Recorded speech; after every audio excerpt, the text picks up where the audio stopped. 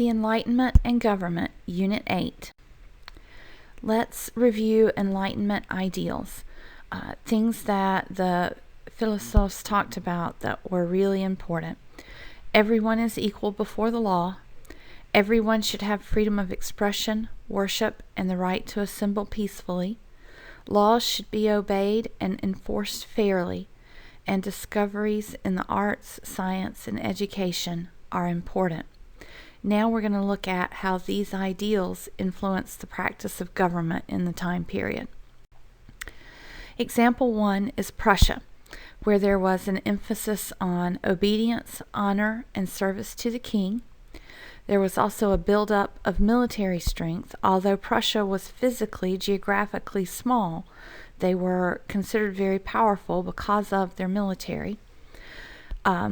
The use of torture was abolished, and limited freedom of speech and press was allowed, but serfdom continued, where the peasants were bound to the land and to work, and a rigid social structure remained in place. So that's what was going on in Prussia.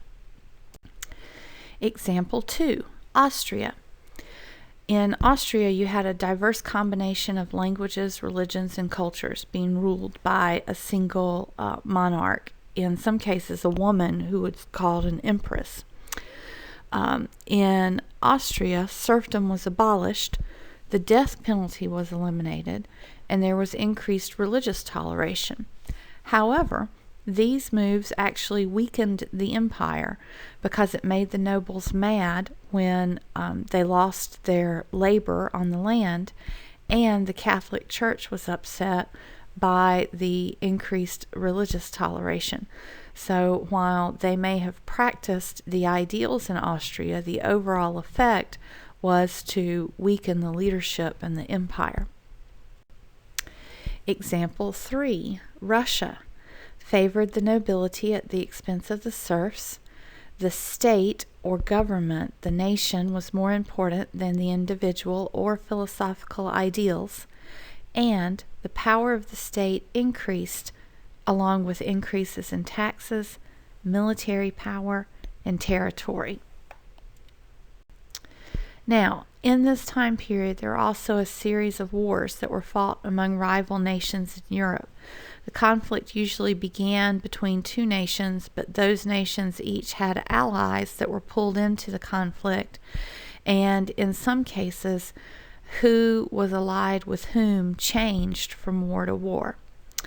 The first war is the War of Austrian Succession, and the overall result of that war is basically that the Austrians lost a section of their territory called Silesia to Prussia. Next came the 7 Years' War, and many historians consider the 7 Years' War to be the first global or world war because it was fought in Europe, in the American colonies or in North America, and in India. And the ultimate outcome of the 7 Years' War is a loss of French territory to Great Britain in North America. In North America, this is also called the French and Indian War. And then finally, we see the American Revolution, which resulted in the independence of Great Britain's American colonies and the creation of the United States. Which brings us to example 4, which is the United States. And the United States is a nation that was founded based on Enlightenment ideals.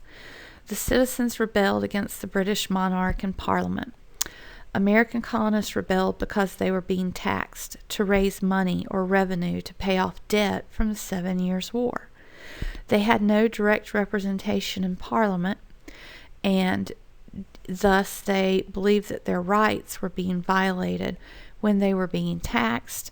They believed that their personal freedoms were being violated because of certain laws that had been passed by Parliament to help govern the colonies, and by the fact that British soldiers were stationed in the colonies and, in fact, even sometimes quartered or lived in colonists' homes.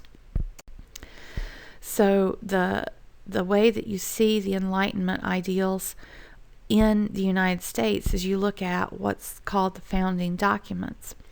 The Declaration of Independence is based heavily on the language of John Locke.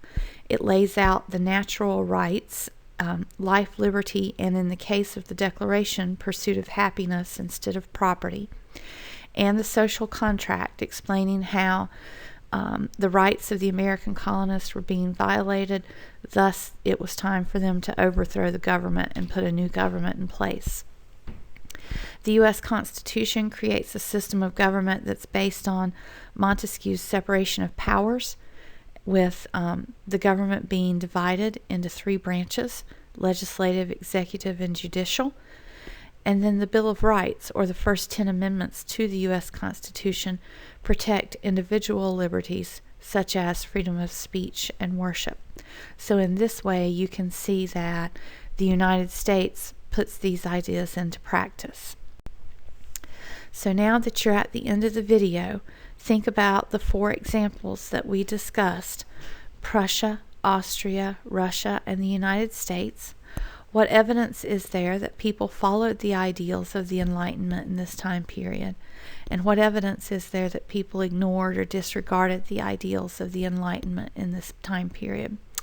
Finish your notes. If you need to rewind or rewatch any portion of the video, feel free to do so, and thanks for listening.